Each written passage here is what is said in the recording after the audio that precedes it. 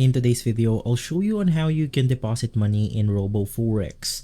First things first, head over to the Roboforex website, log in your account and head over to the Roboforex page trading accounts right here.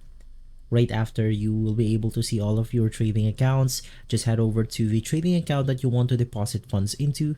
Let's say this one, click on the deposit button and basically this window will show up. From here, you have the confirmation, choose the account to deposit into, trade account, and then you have the number of your account right here. Below that, you have your transfers like bank transfer, electronic payments, and bank cards. We have something like Visa, Apple Pay, Google Pay, MasterCard. You have bank transfers like Revolut, Trustfly, and more.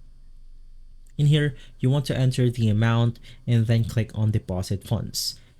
You will then receive the final confirmation. Click on deposit funds once again, and from there you are good to go. If this video has been helpful, leave a like, subscribe, and follow Guide to Everything for more videos like this. Thanks for watching.